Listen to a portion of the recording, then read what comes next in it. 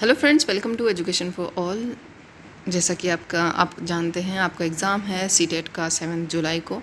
और मैं उम्मीद करती हूँ कि आपकी तैयारी भी अच्छी चल रही होगी, क्योंकि अब तो 4 से 5 दिन है सिर्फ आपके पास। इसमें आप जितना बेहतर तैयारी कर सकते हो या कुछ थोड़ा मतलब गाइडेंस, अगर मैं अपना एक्सपीरियंस शेयर करना चाहूँ कि मैंने कैसे सीटेट क्वालिफाई किया सेल्फ स्टडी से, और उससे किसी का अगर भला होता हो तो इसमें एक अच्छी ही बात है। क्योंकि मैंने बहुत ज़्यादा बहुत ज़्यादा मैंने कहीं से कोई बहुत ज़्यादा नहीं पढ़ा था, सिर्फ कुछ टॉपिक, लिमिटेड टॉपिक को बहुत अच्छे तरीके से पढ़ा था। मतलब आपको इसमें बहुत ज़्यादा नहीं पढ़ना है, लेकिन जो पढ़ना है वो बहुत अच्छे तरीके से पढ़ना है। मतलब कॉन्सेप्ट बिल्कुल क्लियर होने चाहिए आपका। एक छोटा छोटा पॉइंट है, ये जो टॉपिक आपकी स्क्रीन पर शो हो रहे हैं मोस्ट इम्पॉर्टेंट टॉपिक हैं ये सीटेट के लिए, ठीक है। अगर ये भी आप कवर कर लेते हो ना, तो आपका पेपर अब भी 4 दिन है आपके पास, 4 से 5 दिन। इसमें भी आप मतलब अच्छे से नंबर ला सकते हो, ठीक है। तो हम इस वीडियो में बात करेंगे कि कैसे मैंने सीटेट अपनी सेल्फ स्टडी से क्वालिफाई किया, और मतलब कहाँ से मैंने क्या पढ़ा, ठीक है। क्योंकि ऐसा नहीं होता है कि आप वो मतलब ज्ञाता होते हो, आपको जो आप मतलब जिस एग्ज़ाम की तैयारी कर रहे होते हो उसके लिए आपको बहुत मेहनत करनी होती है। और जो मेहनत करके उसको पा लेता है उसको पता होता है कि ये मतलब मंजिल कहाँ किस रास्ते पर चलकर मिलेगी, ठीक है। तो हम इस वीडियो में यही बात करेंगे कि आप कैसे सीटेट क्वालिफाई कर सकते हो।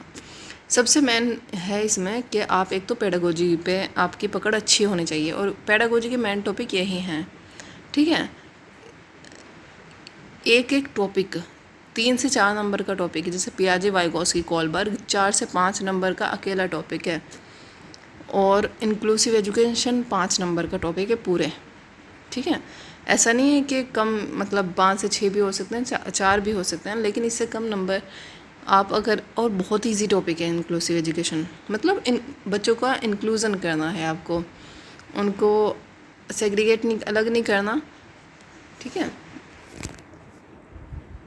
तो ये मोस्ट इम्पोर्टेंट टॉपिक है आपके, जैसे कॉन्सेप्ट ऑफ डेवलपमेंट 4 नंबर का टॉपिक आराम से है ये आपका, इससे कम मतलब और इजी भी है, ठीक है। पियाजे वाइगोस्की कोलबर्ग 4 से 5 नंबर का अकेला टॉपिक है ये। तीनों की थ्योरी को आपको इतने अच्छे से पढ़ना है, मतलब हर एक भी पॉइंट आपका छोड़ना नहीं चाहिए, क्योंकि ये ना एक ऐसा टॉपिक है जो शुरू से ही सीटेट का फेवरेट है, और हमेशा से इससे मतलब जब से सीटेट हो रहा है इस पर क्वेश्चन बनते हैं। और अब लेवल थोड़ा हाई, इससे मतलब लेवल क्वेश्चन का लेवल हाई होगा, बट थ्योरी तो यही रहेगी ना, ठीक है। इसके जो लास्ट सीटेट हुआ था उसमें किस लेवल के क्वेश्चन इन टॉपिक्स से बने थे वो भी हम नेक्स्ट वीडियो में डिस्कस करेंगे, ठीक है। क्योंकि बहुत ज़्यादा टाइम नहीं है आपके पास, पेपर में सिर्फ 4 से 5 दिन है। इसमें जो हम बेहतर आपकी मतलब गाइड कर सकते हैं, तो पूरी कोशिश रहेगी कि आपका पेपर सही से क्लियर हो जाए। क्योंकि 22 लाख बच्चों ने लास्ट टाइम पेपर दिया था, और उसमें सिर्फ 2 लाख बच्चे पास हुए हैं। तो ये देखो कितना रेशियो कम हो गया है, और इतना टफ पेपर नहीं है, निगेटिव मार्किंग नहीं है, सिर्फ पासिंग मार्क्स लाना है 60%। उसमें भी बच्चे क्वालिफाई नहीं कर पा रहे। तो कहाँ ये मैं सोच रही थी कि कहाँ कुछ अप्रोच में कमी है स्टूडेंट्स के, कि कहीं तो कुछ दिक्कत हो रही है जो इतने बच्चे फेल हो रहे हैं इस एग्ज़ाम में। इतना टफ एग्ज़ाम नहीं है, और टाइम भी अच्छा खासा है। टाइम मैनेजमेंट बहुत ज़्यादा ज़रूरी है इस पेपर में, ठीक है। तो आप जैसा अगर मैं बात करूँ तो जैसा मेरे सामने पेपर आया, तो मैं ऐसे उसको क्रम सीरियल में नहीं उसको सॉल्व करती हूँ। मैं ये देखती हूँ कि मेरी किस सब्जेक्ट पर पकड़ अच्छी है, मैं किस सब्जेक्ट को कम टाइम में कर सकती हूँ, और मेरी एक्यूरेसी भी जिस पे ज़्यादा है, ठीक है। मैं वही सब्जेक्ट सबसे पहले लेती हूँ, और वही हम बात करेंगे कि आपको कौन सा सब्जेक्ट सबसे पहले लेना है, और सबसे कम टाइम में और सबसे ज़्यादा नंबर आप उसमें ला सकते हो। सीडीपी पेडागोजी का ये जो सीडीपी का सेक्शन है, इसमें आप मतलब 30 क्वेश्चन 10 से 12 मिनट में कर सकते हो, और उसमें आपके 30 में से 28-27 नंबर बिल्कुल आराम से आ जाएंगे, अगर आप इन टॉपिक को अच्छे से पढ़ लेते हो तो, ठीक है। और ये कोई हवा में बात नहीं है, मैंने यही स्ट्रेटजी अपना के सीटेट क्वालिफाई किया था, ठीक है। और मेरे अच्छे खासे नंबर आए हैं उसमें, सीटेट और UPTET primary and upper primary एक ही बार में मैंने बीएड सेकेंड ईयर में थी मैं तब मैंने क्वालिफाई कर लिए थे 6 नंबर से, ठीक है।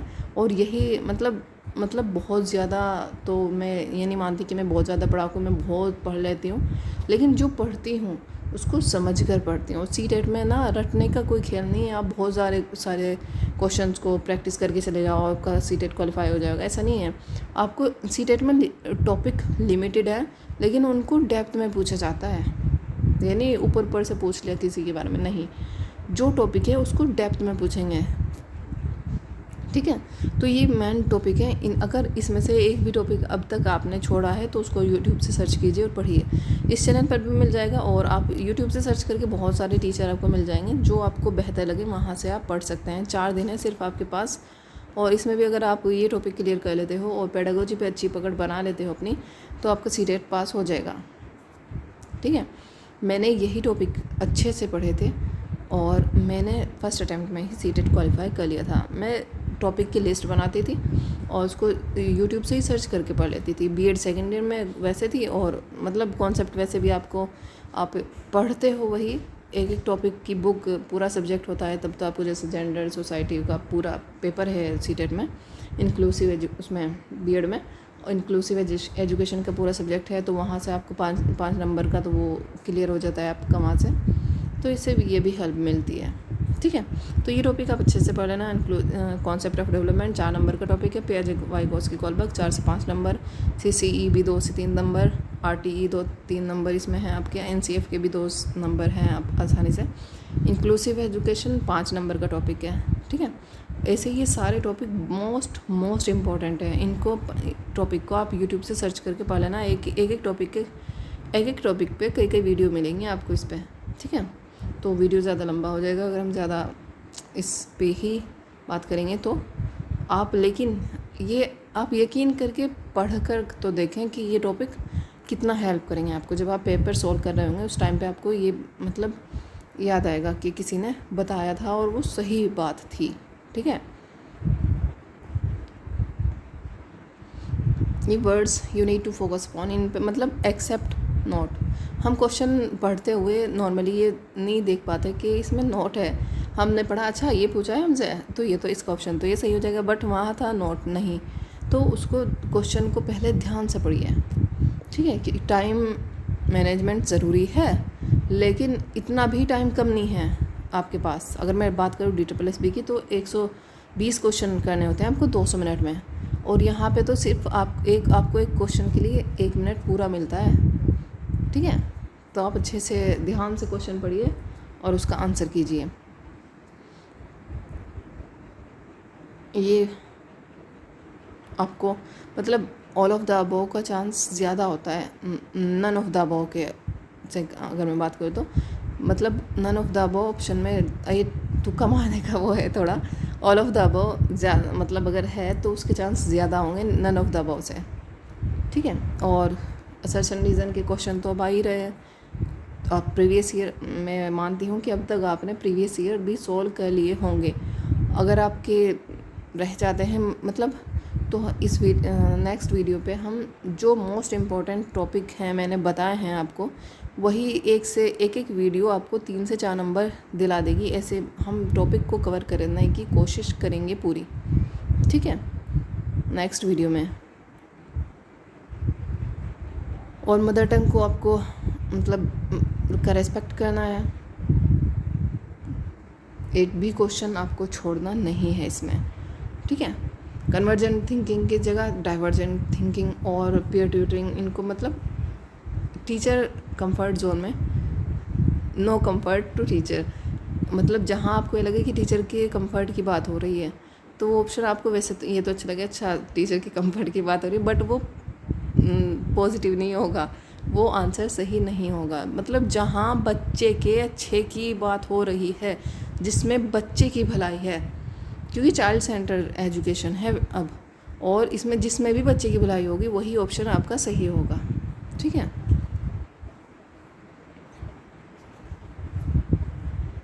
ये रूट मेमोराइजेशन, इनसे आपको दूर लेके जाना है बच्चों को। और एक एक्सेप्ट वो होता है ना कि ओनली, बस यही ऑप्शन सही है, ओनली जहाँ दिखे वो तो समझ जाना कि ये तो आंसर होना ही नहीं है। ठीक है, तो ये कुछ पॉइंट हैं जिससे आप समझ सकते हो कि हाँ, मतलब एक तो आपको पढ़ते हो, एक स्मार्ट तरीका होता है पढ़ने का, तो आपको स्मार्टली पढ़ना चाहिए। तो ये टॉपिक, ये वर्ड्स हैं जिन पे आपको फोकस होना चाहिए आपको।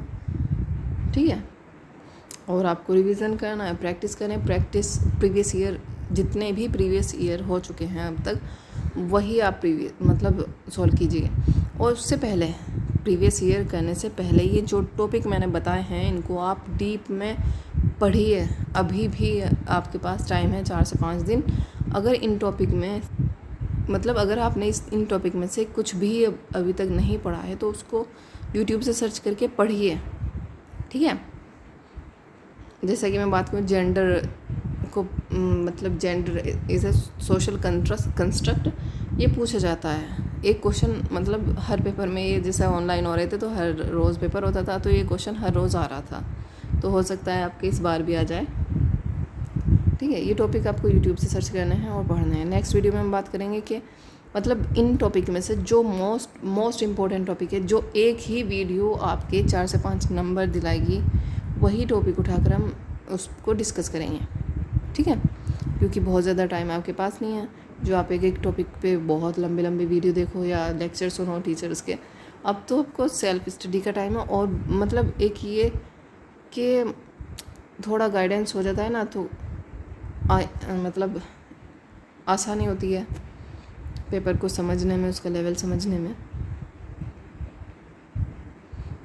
और इसमें ये का सोशल साइंस में जो पेडागोजी रहती है ना, इसमें तो थोड़ी ये नहीं कि आप किसी बुक से पढ़ लोगे, इसके लिए कोई एक स्पेसिफिक बुक नहीं होती। इसमें आपको आपकी एक अंडरस्टैंडिंग ही काम आएगी इसमें पेपर में। मैं अगर बात करूँ तो, क्योंकि मैंने पढ़ा था, तो मुझे ऐसा नहीं कि मुझे उस बुक से बहुत पढ़ा हुआ मुझे मिल गया, नहीं। जो मेरी समझ थी जिस उस पे सब्जेक्ट पे, तो आपको समझ के आंसर निकालना होगा इसमें। मैं बता दूं कि आपको उस बुक से पढ़ के चले जाओ तो आपका एग्ज़ाम क्लियर हो जाएगा, नहीं। सब्जेक्ट में ऐसा नहीं है इसमें।